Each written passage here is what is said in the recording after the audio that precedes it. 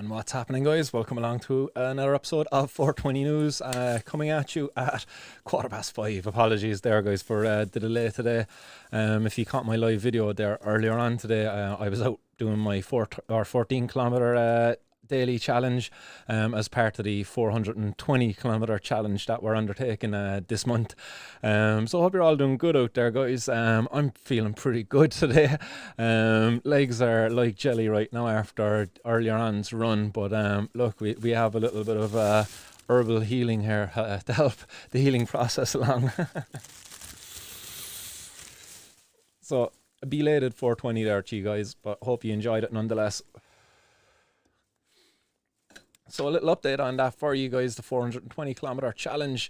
We're on day 3 of 30, so we're 1/10 of the way through. We won't tell Alexis that. Yeah, we just take this one day at a time as we go through. She's finding it, yeah, it's getting easier. Definitely, she noticed that earlier, going up hills and things like that. She's like, Dad, I'm able to get up this hill much easier. I don't need you to help me push me up now as much. So that's good to hear. And long may that continue. Here's a little map of ours there from earlier on. We done multiple laps of the Glen River Park. That was just to shelter us from the wind. It was a bloody windy one out there today. 1 or 2 spots there, like, where it was just really hard to run against it and everything down there, and even in the shelter of the valley below.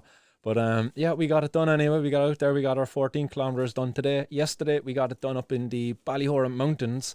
We took a little spin down with some other members of the family, and we went out, rented out some bikes, and cycled the trails. I hope you checked out that video. There's a video up there on the Martin's World YouTube page, shared it over on Facebook as well.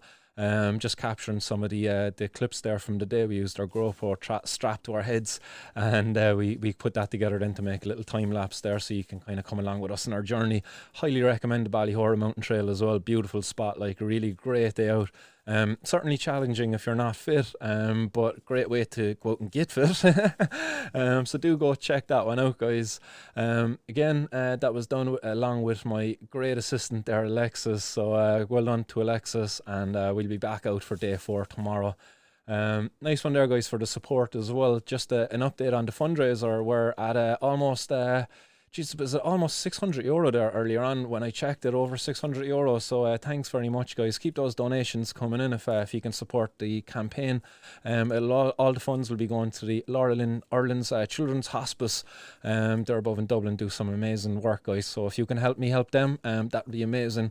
Also, over the course of the month, there will be some more interviews to come from Martin's World as part of it. 420 kilometres. That number wasn't chosen just because I wanted to run a crazy long distance. No, it was chosen to represent the cannabis community, the cannabis culture, and also the growing need for access to medical cannabis in Ireland. There is effectively no access to medical cannabis in Ireland. Small, select, lucky few. I think there's about maybe 50 patients in Ireland that currently have access to medical cannabis. That's not good at all when there's thousands out there who need access to it. So over the course of the month, there will be our interviews being released. So do keep an eye out for those. In the meantime, if you haven't already checked it out, check out my interview with Sorka O'Regan. Cork girl living over in Boston. She was actually born in Boston, actually, but she was born to 2 Cork parents, and she's back over there living there now. And she worked in palliative care, helping to care for the really sick people out there. I believe it was elderly she was providing the palliative care for. But she talks about in the interview, witnessing the benefits of medical cannabis there too. So again, these two things kind of coincide. Palliative care for kids, access to medical cannabis. There's many kids out there at the moment who need access to medical cannabis who cannot get it because of the fucking crazy system we have here in Ireland. So we'll drive on from there, guys, and I've a bit of big news for you guys, a bit of news of my own. Yeah, and I suppose it ties into all that. I kind of love kids, and I love my kids, and my kids are a big part of my life, and they very much motivate me. And this is baby number 3 on the way. So that's my big news today.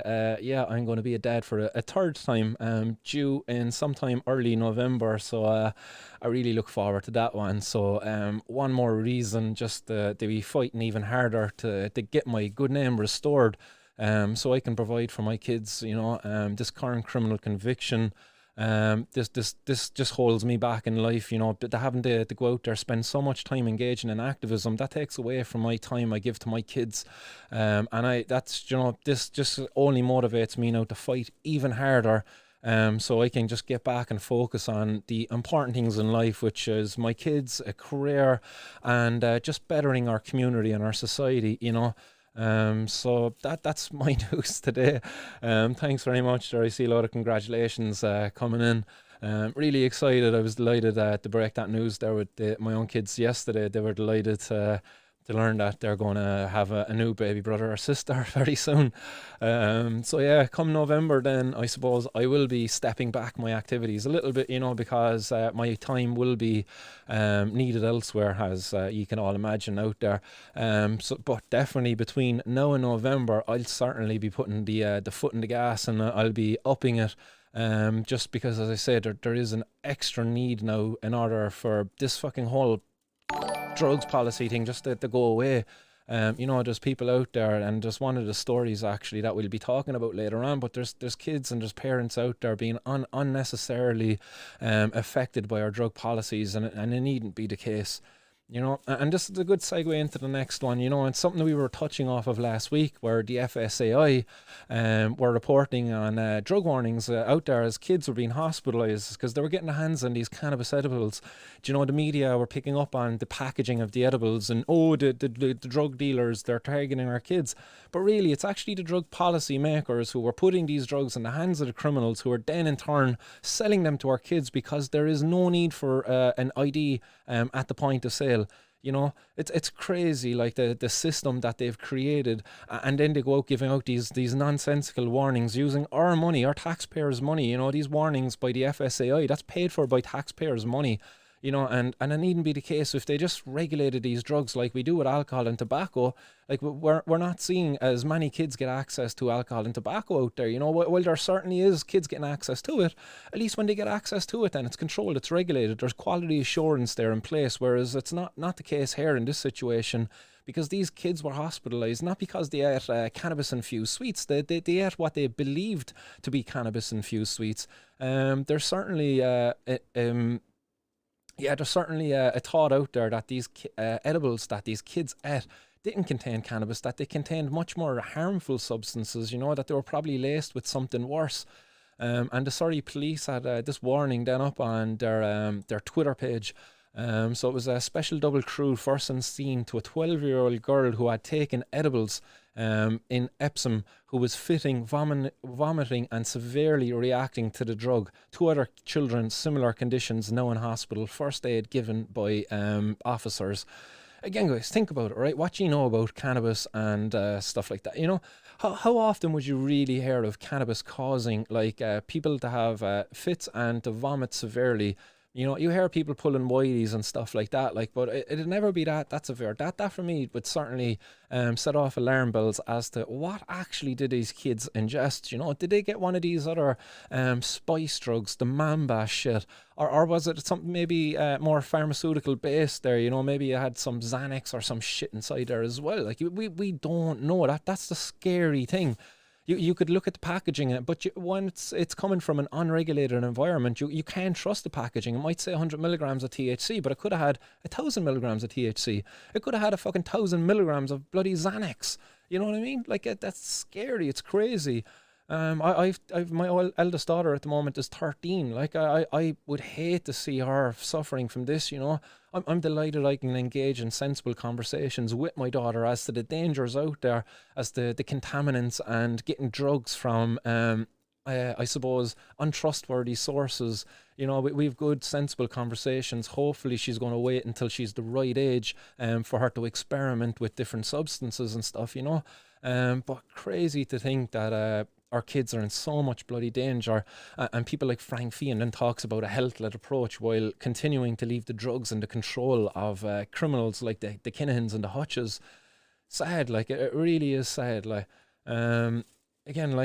People, we need to speak up. We need to be doing more about this. We need to take these drugs out of the hands of the criminals and into a more regulated, controlled environment in order to protect our kids and protect our communities.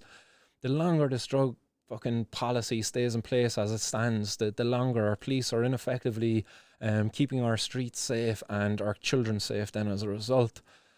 Sad, like, so that's coming from the UK. This was warning was coming from the UK as well, so this leads to another thing, like, well, where are all these drugs coming from? Because if there's kids being hospitalised here in Ireland at the same time they're being hospitalised in the UK, that would tell me that these drugs are maybe coming from the same source, or some are very, very close, because it's just too much of a coincidence for kids to be hospitalised in Ireland and also being hospitalised in the UK, which again reinforces the need for control over the supply of these drugs, because if there's one organisation supplying drugs to Ireland and England and our kids being hospitalised as a result of these drugs, like, this needs to change. This really needs to change. We need age control, we need like quality control, we need all of these things that can be put in place with proper regulation.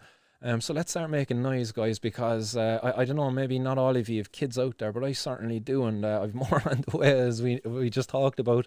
I want to make the streets safer for them. I want to make our police force, our Gardaí, the guardians of the peace, more effective at their job, at their duties of keeping the streets safe and keeping peace out there.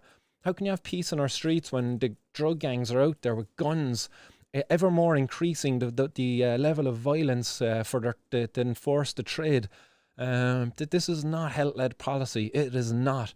Frank Fian, Stephen Donnelly, Justice Minister Helen McEntee, who's off now actually on maternity leave upon the birthday recently of her son.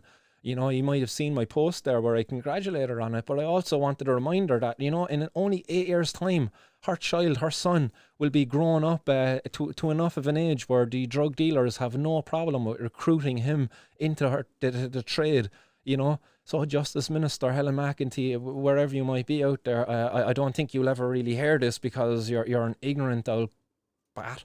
I won't call you another word, but you're very ignorant. You don't engage with our community, with the drug using community out there at all. You look down your nose on us. You create policies without ever engaging with us. You engage more with the people who treat us as addicts, as people who have problems in their lives. You engage more with those people than you do with us when you create your policies.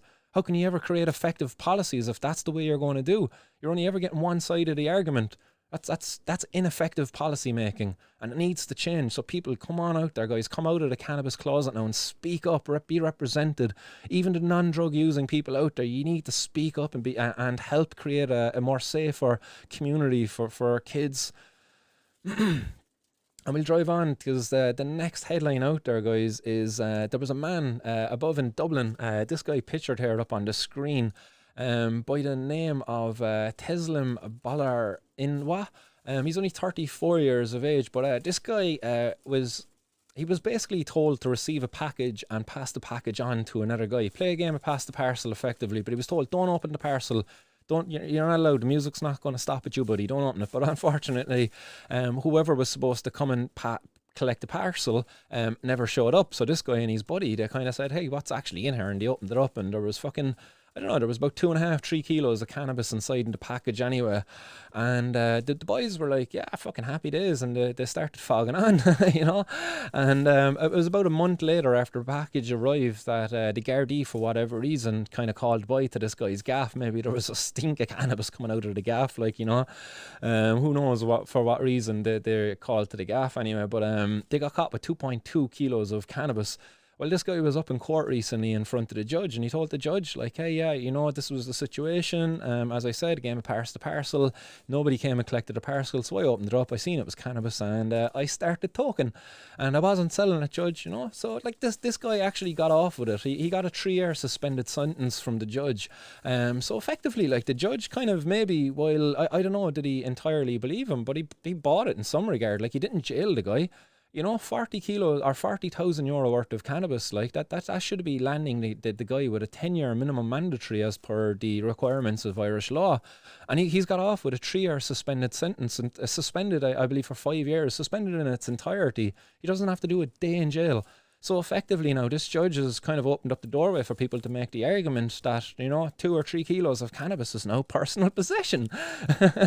Think about that in comparison to bills that are suggesting maybe 2 or 3 ounces of cannabis for your own personal possession. This guy had 2 kilos and he had no problem going into the judge and saying, yeah, I had a lot of cannabis. And that could be the case, like, if you're a grower of cannabis in a legal, regulated environment where, you're allowed to grow cannabis, well, why shouldn't you be allowed to have over 2 kilos of cannabis in your possession? You've grown it, it's for your own use. You don't need to be selling it. So an interesting one nonetheless, like, you know what I mean? Over 2 kilos of cannabis, 3-year suspended sentence. Not like he still gets a criminal conviction and all of that kind of shit that goes with it, but like still, like not a day in jail. Like it effectively saving the state about maybe €300,000, because I think it's like a cost of €100,000 per year per prisoner in Ireland, because of our prison system. So we just saved the state €300,000 by giving this guy a 3-year suspended sentence. So well done to that judge there. I'm sure the politicians will be happy with you out there, reducing the need to spend money from the criminal justice budget so they can buy themselves more fucking cars, or buy more wine and cheese there for the old Templemore parties. Oh no, sorry, they do that with the clothes washing funds, isn't it? Wasn't that the big scandal there a few years ago above in Templemore? The boys had a big slush fund and they were throwing a lot of parties, probably buying a load of coke out of it and everything, like, fuck's sake. So we drive on, guys, and the next headline is coming out of County Longford, where in County Longford a court has heard, and this article would make you believe that this is the first time a court is after hearing this, where a foreign crime gang has after flying a man into the country in order to grow cannabis. Like, this is not the first time. This is going on for years, like, maybe decades, where people are being flown into the country by organised criminal gangs. In this situation, it was a Lithuanian man who was flown into the country. A Lithuanian man by the name of Erikas Kursakis. He was only 22 years of age as well, very young man. He was found with over 50 grand's worth of cannabis in his property above in County Westmeath. The Garda Andrew Corbett gave evidence of arrest, charging caution. He said that after charging and formally cautioning Mr. Kursakis, the accused replied, "I was growing them and someone was supposed to collect them, but this did not happen." Again, another situation where the guy collecting it never showed up, like, fuck's sake. But the Garda Corbett said that Mr. Kursakis had been living at the address given to the court, but since the landlord had taken back possession of the dwelling, he also gave an indication that Mr. Kursakis' reason for residing in such a rural setting may not be entirely genuine. He was brought into the country to operate a grow house, and his intention was to leave it when it was harvested. He said, pausing to reveal Mr. Kursakis had no family here but was father to a daughter back in his native homeland. It was also revealed 64 plants had been retrieved from the property, the contents of which commanded an estimated street value of just over 51 grand. Well, I can tell you right now, guys, that if he'd grown those 64 plants effectively, they would have made a lot more than 51 grand from that plant, or from that grow operation. This guy was remanded in custody anyway, and he appeared in, he's going to appear in court again at a later date. So again, very, very interesting case here in this one, where a guy was flown into the country. He's a young man, and I suppose really, like, in this situation, looking at it, he has a daughter back in his native homeland, so that would mean he has a partner over there as well. Maybe the situation is that they were very poor, you know what I mean, whatever the situation might have been over in Lithuania, and somebody came along and said, "Hey, come here, look, fly over to Ireland, do a grow on this gaff for us, and we'll give you 10 grand, 5 grand. Like 10 or 5 grand could be maybe a year's wage or something over in Lithuania. I don't know what the cost of living is, like, but maybe they just made him an offer that was too good to refuse. He's a young family, he's a young man, and he's just like, you know what, fuck it, let's do it. As I said, reported in previous cases like this, where people from foreign countries getting caught in Ireland growing cannabis, well, they just get deported. That's what the judge says. He's like, "Hey, look, you just leave the country and I won't send you to jail." That's probably what might happen in this situation as well. You know what I mean? And you know what that does? That benefits the criminals, because now the criminals can go and give this information to suspected victims going on, because like, this guy is a victim of their operation. While he would have benefited off it, like he wasn't getting a fair, decent wage, I would imagine. But he wasn't getting fair, decent working standards. So he has, look at the shit he has to deal with now. While he's just probably going to get sent back to his own home, like your home country. But it's wasting money here. We could be creating jobs. We could be creating an indigenous industry here, where we're looking after the people living in this country, paying them a fair, decent wage, giving them the fair, decent working standards, and chopping or crippling the criminal gangs at the same time. Like, it's a win-win situation. I don't know what we're waiting for. Obviously, for the ignorance, the shadow of ignorance to be lifted from the prohibitionists. But that might take some time, yeah, guys. So come on, guys. We really need to start making some noise out there in order to help speed up that fucking shadow of ignorance to be lifted. So we'll drive on, guys, in the last bit of news from Ireland, and then we have two more headlines to get through, and we won't be long with those. The next one again, and this is one that, again, this fucking hits home very close to home, because a father of three here was caught with a small cannabis grow house in his bedroom. And this guy was caught with what was it? There was 2 plants of a mature nature, and they were worth a combined value of €1,728. That was because he has a little bit of cannabis herb there as well, that it was for his own use. This guy, he was 39 years of age. He's a father of 3, and pretty much like what you would call an upstanding citizen. The guy's held down a job all his life. He's never received as much as a fucking a penalty point on his license. He's never been in court for anything. He's never been caught with cannabis before, despite being a consumer of cannabis since his teens. His cannabis use, as he said in court, has had zero effect on the quality of his life in a detrimental way. A zero negative effect on his life, except for now. And the only reason he got caught with his cannabis is the guards were calling to his house in relation to an unrelated matter regarding his wife. I don't know that his wife I don't know, did she not have her TV license or something? I don't know what the situation was. The Gardaí say it was a serious offence, so maybe she didn't pay her TV license. That's serious to our Gardaí, and they're going to arrest her. But when they came to the gaff, then they got a smell of cannabis, and they fucking carried out a search. Like, you know what I mean? Crazy to carry on that goes on there. So in this case anyway, the judge says Anderson was in a very difficult set of circumstances on the day of the incident. She handed into court a news article which she said gives an insight into the circumstances he was dealing with at the time. So this was obviously to do with his wife's case. Anderson had since sold the house he was living in as a result of the difficult situation that arose that was completely out of his control. He had now had to manage on his own, minding his 3 children and living with his parents, who both were unwell. The accused had maintained his job and needed to be able to work to support his family.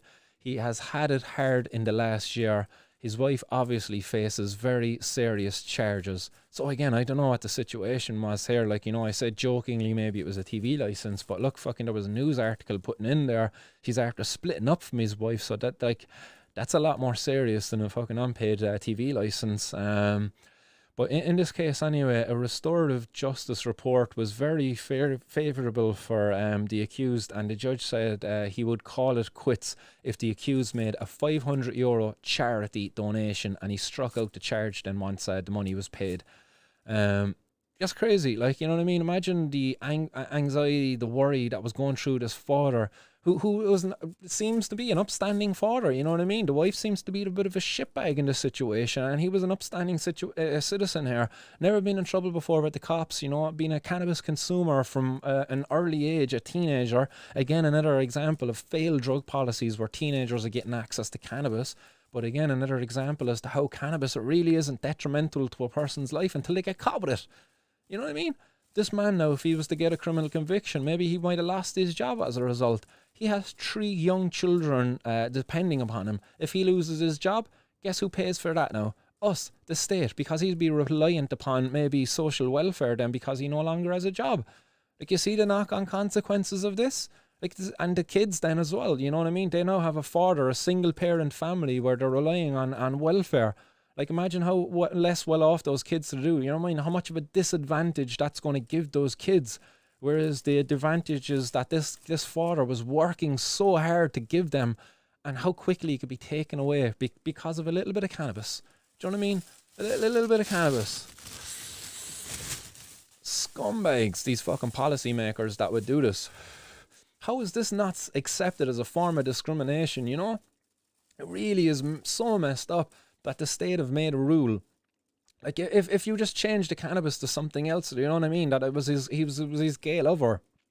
Go back to those times. Imagine that. He's gay lover and he'd get criminalised for that. Times need to change. Like, they have been changing. The change is coming, guys, but we need to make some fucking a lot of noise here over the summer anyway. Because we really need to see it in Ireland. Because we look over in New York. New York engaged in the Million Marijuana March there on the 1st of May. The Million Marijuana March is an annual day of active action for cannabis policy change. It's held on the first Saturday of May every year. This year happened to fall on the 1st of May. I was planning on doing something here in Ireland, but there was a protest already arranged for in the city in relation to the lockdown and all of that stuff. So I just went, I just avoided it and instead opted for doing something on the 11th of May for Bob Marley's anniversary, which again is only 8 days away. A location will be revealed very soon, guys. But in New York, anyway, as I say, like these people have been fighting for a long time. They've been making a lot of noise over there, and you see now that they were out there celebrating the recent victory, I suppose, since the end of March. There, cannabis has effectively been legalized now in New York. And people aren't getting criminalised for it. Not only are people not getting criminalised for it, but employers are not allowed to discriminate against their employees anymore based upon a substance they consume outside of work, which is allowed here in Ireland. We're allowed to discriminate against cannabis consumers. Like, we're allowed, but we're not. Do you know what I mean? We as cannabis consumers need to stand up and fight for our rights, because there is a prohibition on discrimination enshrined through our constitution in our European the European Convention on Human Rights. You can look it up, guys. I am not lying to you. There's a prohibition on discrimination, and we need to fucking stand up for ourselves, because they're discriminating against us here in Ireland. Like, I look forward to a day like when we can go out here in Ireland and pass a joint like these two lovely ladies are here, you know, quite openly, not afraid of the authorities encroaching on us, you know, criminalising us, impeding upon our success in life, our careers in which we can get involved in, you know. I really do look forward to that kind of a day. I already have engaged in action like this, where we bring cannabis plants to the streets and civil disobedience, like, but they've been doing that over there for quite a while, getting out there, sparking up, bringing the plants out to the street, like, just not being fearful of the law for at least one day of the year. They done it multiple days of the year. They were out in 420, they're out on the 1st of May, they're out in so many days over in America. Like, they're very active.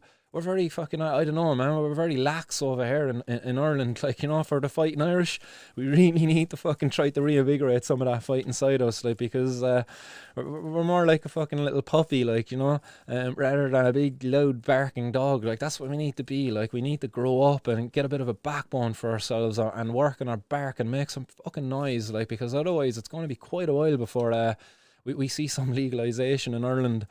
And I suppose there's such a colourful cannabis community out there. Like, you see all the pictures there, like, but you're always going to get one spacer showing up at these events, aren't you?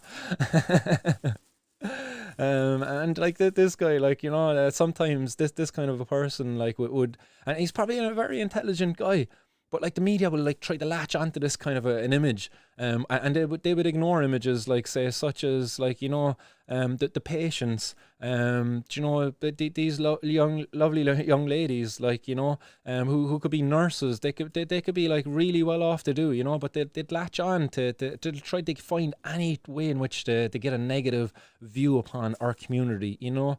Lazy stoners, you know, unmotivated college dropouts. Like who's to say that these two girls don't have masters or even doctorates, you know? It's just the way in which the media portrays us. Like, it's very discriminatory, and again, we need to stand up against that. Make some noise, guys, and don't let them push us around. They can't lock us all up. That's the thing we need to take away from this. They cannot lock us all up, because we need to get to a situation like what they have over in Colorado. And this is old news. Like, this isn't new news. Something that was just shared to me there recently because of this cool little image. And it was school nurses can now give medical marijuana. I hate that fucking word, in Colorado. But yeah, happy days. Like, this was something that was enacted back in 2018. This is how far we are behind there in Ireland, because there was a child here in Ireland who actually had to leave Ireland and go to Colorado, by the name of Tristan Ford, the son of Yvonne Callinan, a once medical cannabis activist here in Ireland, who's very much gone very quiet since getting back from Colorado. She doesn't want her child to be a poster child of cannabis or something like that, I think is what she said in the media, which is the reason for her being quiet. But back at that time, when she came back to Ireland, when she wasn't being quiet, when she was still making a bit of noise and looking for the support of the public, one of the creches or play schools or like that Tristan was going to refused to administer the medication to Tristan while he was in school.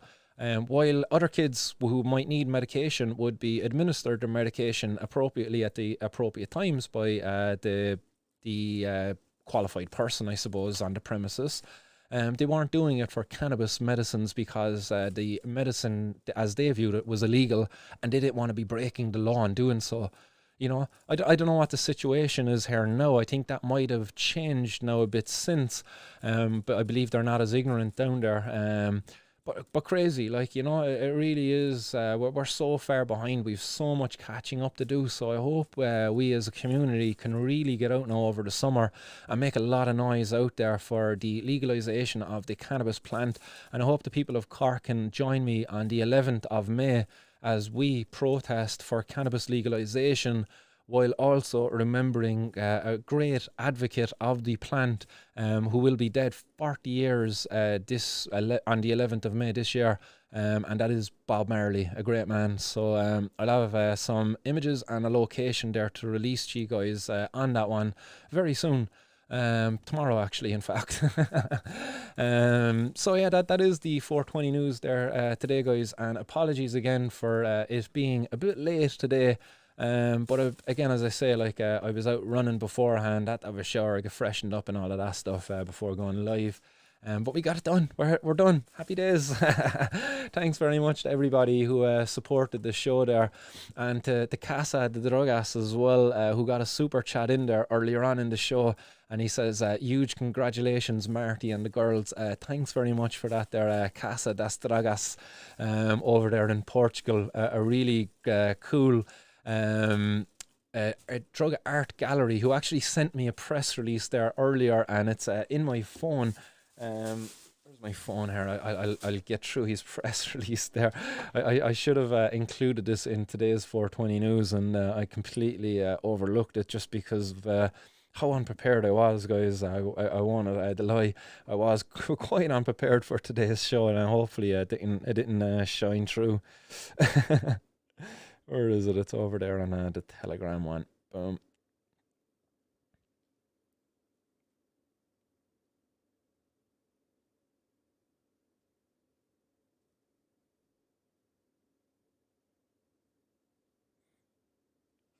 So yeah, it's open now. In the most recent art exhibition to launch in Ave de Libertad, that takes on a new form. All the artwork is made using drugs offered on the streets of the Baxia area.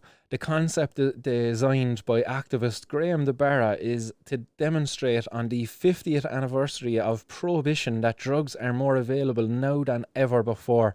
Counterfeit drugs are sold openly on the streets of Lisbon, and regulation over this illicit market is the best solution to prevent harm.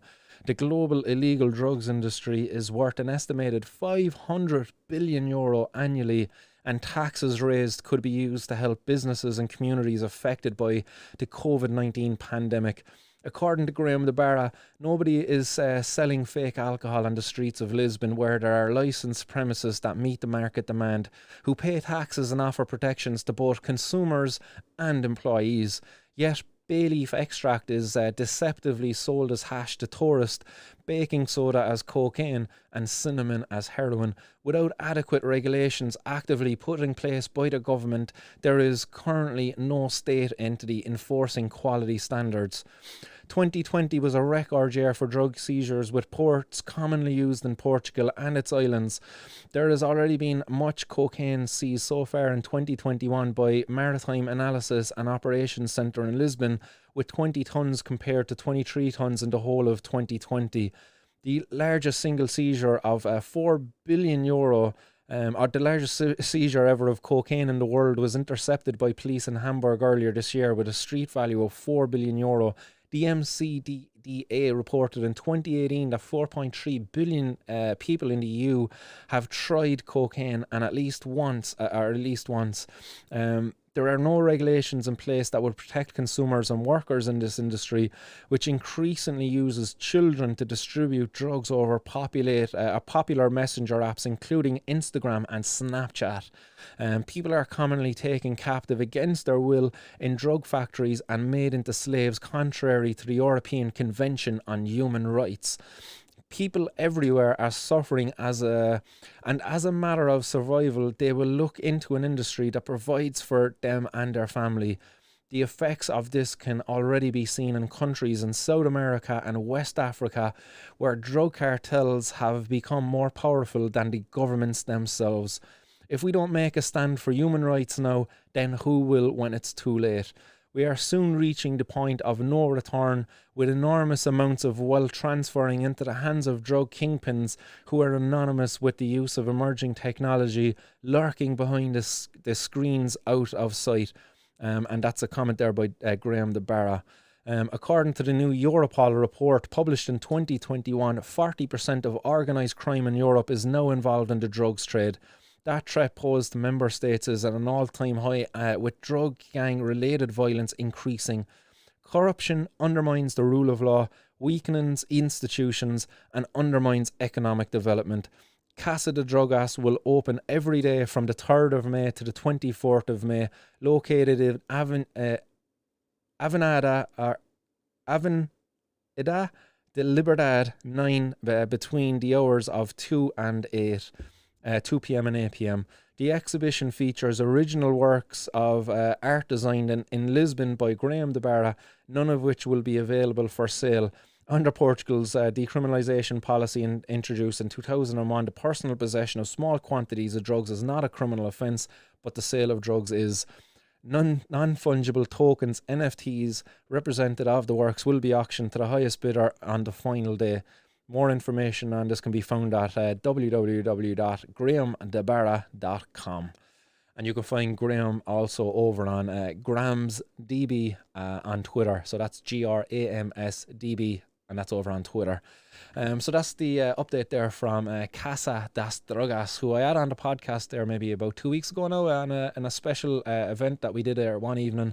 So there we go. That's the piece there from Casa de Drogas. And again, thanks very much for that super chat there earlier and supporting the show. Much appreciated as always. Other comments out there, guys, besides all the congratulations coming in there on the earlier news of the baby due on November. Thanks very much for all of those. I see Francis Carlin saying that I hope that man gets justice for the guards going into his house and taking his kids and him and taking him in for his mental health. What a joke of a system we have in this country. And that's very interesting. I was looking into that case there earlier this morning. That was a case where a man reported basically Gardaí going into the church here in Ireland, the Catholic church, and kicking people out. And that same man then, about a couple of days later, had been violently awoken at 3:30 in the morning and had one of his kids being chased around his front garden for 15-20 minutes to be captured by a guard. The guards were running around chasing kids at 3:30 in the morning, and they took this man in for questioning in relation to his mental health. Apparently it's after coming out now that basically the Gardaí targeted him because they believed he was a danger to his kids, because he took his kids to church during a time at which gathering at church was against health and safety guidelines. So he was a danger to his kids, and they wanted to check his mental health then as a result of that. Ireland's heading down a fucking weird direction, man, and I hope we can take a U-turn really, really quick because I don't like what's coming, like, you know. It's really fucking scary. Yeah, I seen that, Francis. So a nice one there for pointing that out. Dahi as well as saying, I'd prefer to grow my own at my own leisure to cut out all of the dodgy crap of sneaking around, calling to a stranger to take the pressure of the week off of the week. Yeah, yeah, man, you're dead right. Like, relieve the stress there your cannabis is helping you with. He says, I'm not a big smoker. I smoke a lot less than I did in my earlier days. I hate feeling like a criminal in order to purchase a plant. You know, that's so fucking true. Like that father before there in the other headline. He probably used cannabis as he said, he was holding down a job. He was a good father, you know, probably helped him to be a better father. Something I noticed myself, like, you know, I'm a quite an impatient person, but cannabis can allow you to be much more patient. Something that would have maybe made your whole day fucking shit, and you probably would have lost the plot over or got really down over. You know, you just, it's like not even a blip on the radar anymore. No, you take it in your stride and you can just deal with it appropriately, as rather than overreact with it emotionally, you know. That bong hit though, Megan. Nice one.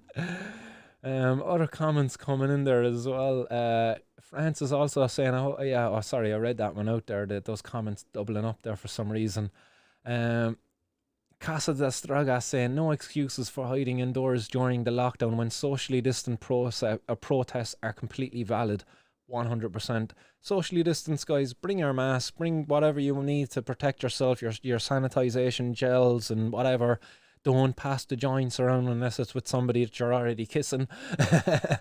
You know, so like just put common sense in place. Like, you know, let's just take it that there's something infectious going around and we don't want to catch it. But at the same time, we still need to engage in our democratic process because there's fucking policies out there that are putting non-violent people behind bars. You know, fathers, like making them less effective at providing for their kids. That needs to change, and we need to protest this because it's something like that doesn't go right. If we're not allowed to protest, if we're basically being told, no, you stay at home and don't you protest online, go onto Twitter there and put out a tweet or something, that's not effective. Like, you know what I mean? That's not a protest.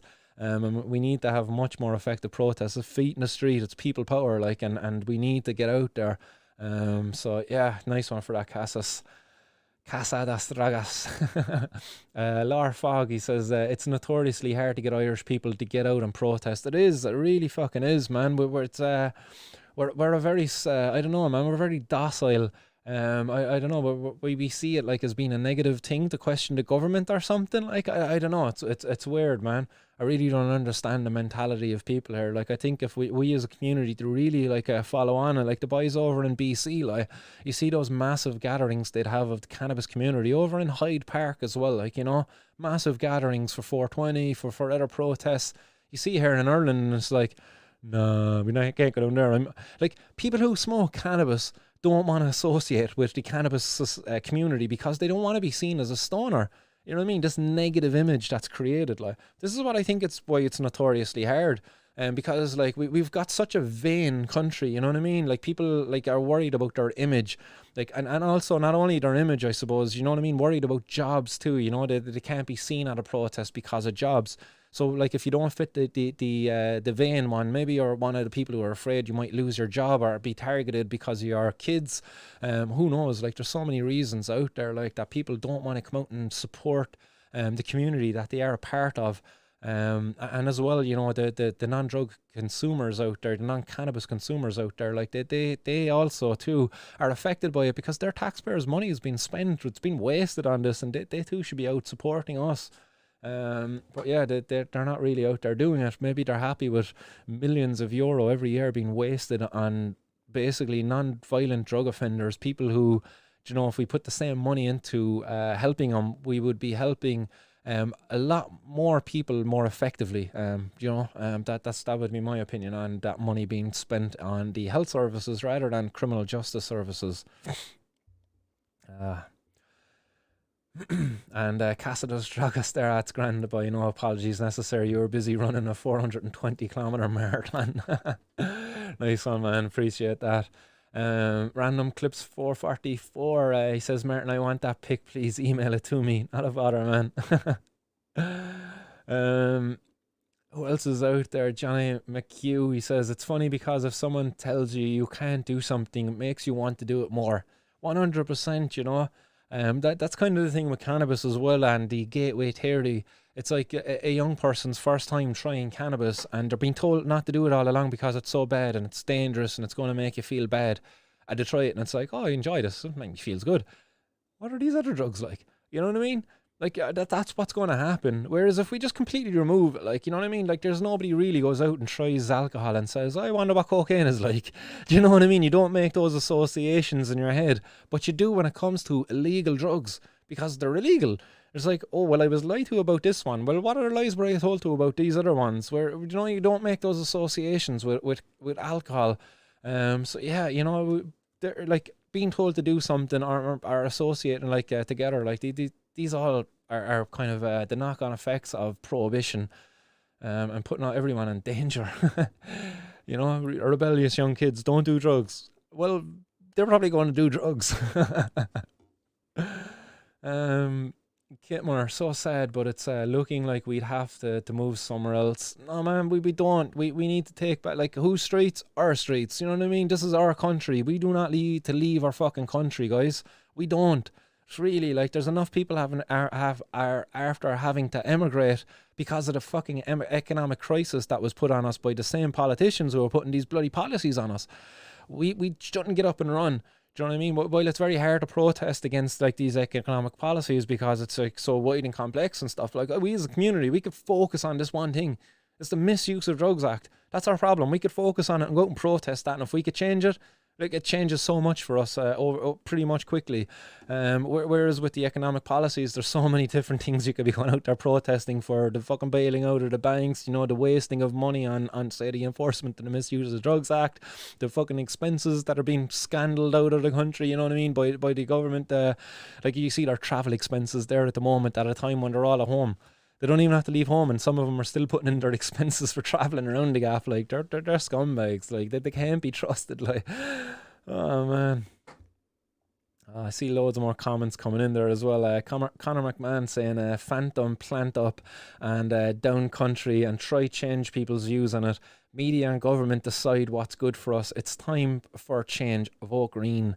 And I don't believe you're saying vote Green Party. I would imagine you're saying vote for people who are green themselves, such as myself. I'm fucking more green than the Green Party. Like, I think that's a joke there that myself and Casa that struck us had there going for a while, that we were going to make a political party and call it greener than the Green Party. But yeah, definitely vote for the pro-cannabis candidates, guys. And shout out to anybody up in South Dublin, you know what I mean? I'm still looking for somebody to run up in South Dublin. We might have some volunteers out there, but I want to see more. Who else is out there? Sean, Megan, guys, what's happening? Hope you're all doing good. And Jay as well, what's happening? Who else is out there, guys? Seen a lot of doubling up of comments there as well. Casa da Straga saying 10,000 people paraded in Lisbon last Sunday on Liberty Day. Everyone wore masks. They had the lowest rate of COVID. No impact by protests. So there you go, guys. You know what I mean? Fucking the world keeps on turning. The world stops for nobody and no virus. You know, we have to get out there and keep on trying to take part in the shaping of our society, and protest. People feet on the street is the best way to do that. Civil disobedience actually is probably the best way to do that. So spark them on up, get out there and engage in civil disobedience in the best way I know how. Public consumption of cannabis.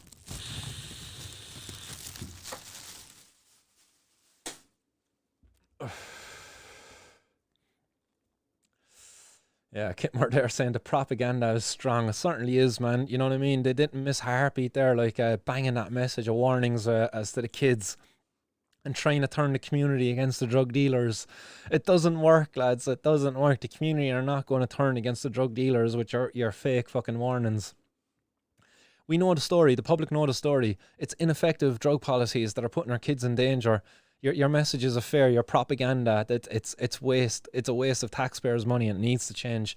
use it. They've put together a working committee that'll put in place fucking a proper policy that will really keep our kids safe, where drugs are regulated and sold by reputable people instead of criminals.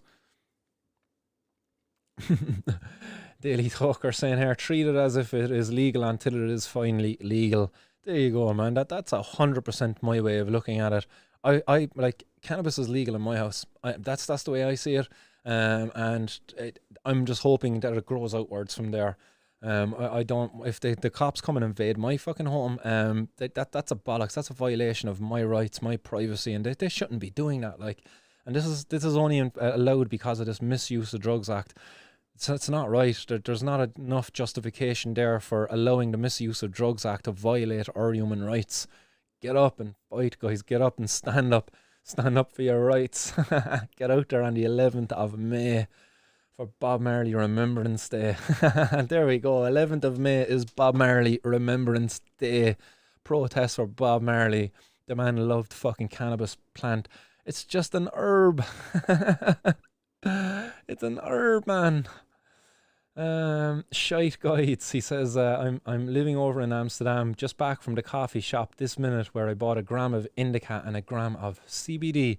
There you go. Like, the guy going to the coffee shop, he's getting some quality assurance where, you know, he knows what he's buying, as opposed to here, you go down the road, you're meeting a guy in the street corner and you've a choice to one strain, and you don't even know if it's going to be the indica or if it's going to be some knockoff fucking CBD that he just ordered in from a local CBD company.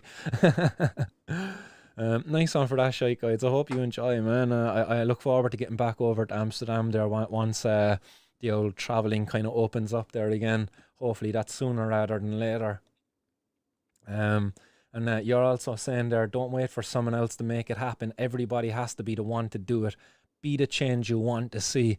There you go, man. That's a powerful comment. Nice one for that. Be the change you want to see, guys. If you're a person out there and you believe cannabis should be legal, be a part of it. Be the person, you know what I mean? To be the change you want to see. There you go. Like, get out there, guys, because it's the power in the people. Like, it really is. It's the silence that's been crippling us for so long. This like, divide and conquer. It's worked. It really has worked. Like, we were so divided as a community. Like, and this is my mission. Is to unite us, to bring us all together, because, you know what I mean, united we are stronger, united we stand, divided we fall, guys. Here to the Three Musketeers. Daily Talker, isn't it technically illegal?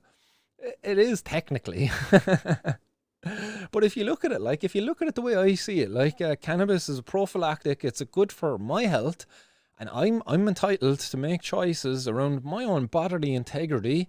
That's enshrined by my human rights. And I believe my human rights come before these silly fucking laws, these acts that were put in place after our human rights. You know what I mean? The Misuse of Drugs Act 1977 and the stuff that preceded it. Like, you know, like these things are not more important than our human rights. Our human rights are the most important thing in our society. If these aren't being upheld, what's the point of fucking law and order in our society? Like, because we're not being protected, we're not being respected as individuals. The law doesn't respect us. The law doesn't respect our rights. The thing, like, when we're born onto this earth, like, you know, like, we shouldn't be, like, imagine if we had a law that says you're not allowed to eat strawberries. That would make no fucking sense whatsoever. It makes no sense. And you know what else makes no sense? You're not allowed to consume cannabis. That makes no fucking sense. Like, we're born onto this earth and we should enjoy everything that is there for us to enjoy, whether it be strawberries, grapes, apples, oranges, or cannabis. It's all there for our enjoyment, but not only our enjoyment, but our nourishment. Again, go back to the Bible. A Bible that is supposedly thousands of years old, or whatever it might be. Like, it's like God gave us every seed and fruit-bearing plant there for our use. And our use alone, like, you know what I mean? No government should tell us and define, like, how and which plants we can and can't use. Especially one that's so beneficial for us, like. So guys, just be a part of that change. Just get out and fucking make noise. That's what's going to bring change. And RH Automotive saying, congratulations to drugs for winning the war on drugs. And the drugs smashed the war on drugs, you know what I mean? They were never losing. From the day one, drugs were winning. They were always winning. I don't think the prohibitionists ever ever took a lead ahead. Like, they never did. As much as they were destroying lives out there, destroying communities, like they never once were successful at preventing people from using drugs. They weren't, except the people that they locked up. And guess what? Even those people were still using drugs behind fucking bars. The drugs war has been a failure at every angle in which you look at it. From day one, the day in which it was conceived, it was failed. And it was, like, it's mad, like.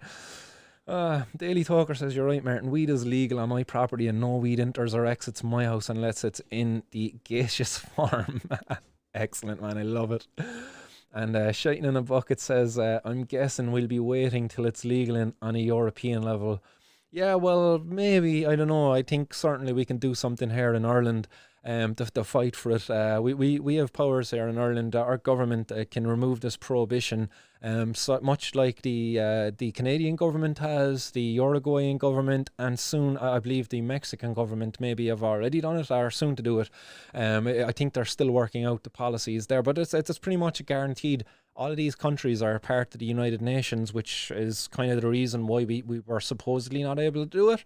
That's bollocks. We were able to do it. Like, we don't need to wait for any passing of Europe. Like, Europe is kind of nothing really to do with it. It's more about the UN, I believe, but on a European level, I suppose. But yeah, we can do that here. We have the kind of the autonomous integrity here in this country, I suppose. Is it the sovereignty? Is that the word I was looking for? But we're allowed to do that, man. Steve Jones, 50% of what I breed is legal. Excellent, man. Love it. So guys, I will leave you with that one. We're just shy of the hour there, 57 minutes in. Much appreciated to everyone who's come and take part in the show there today. I believe there was over 50 of you there at one point in time. So thanks very much to everybody who takes the time out of their day to come and watch the 420 news and to help, get this message out there to people who've hit like, share and subscribe, on the different platforms, guys. Thanks very much. Thanks to everybody who's after supporting the fundraiser and sharing that too, guys. It's a great community that's building up there around the show. So I have much love and respect for you all, guys. And I love to watch this show grow with you. So yeah, until next time, I'll be back on Wednesday with more 420 news, guys. I will certainly make the 420 deadline that day. Today I was just a little bit caught off guard, that there was really bad weather this morning, so we just were waiting for a break in the weather. We got it and we fucking smashed it. So guys, I will see you on Wednesday. Until then, guys, stay blazed out there and keep her lit. Much love and respect, guys, and peace.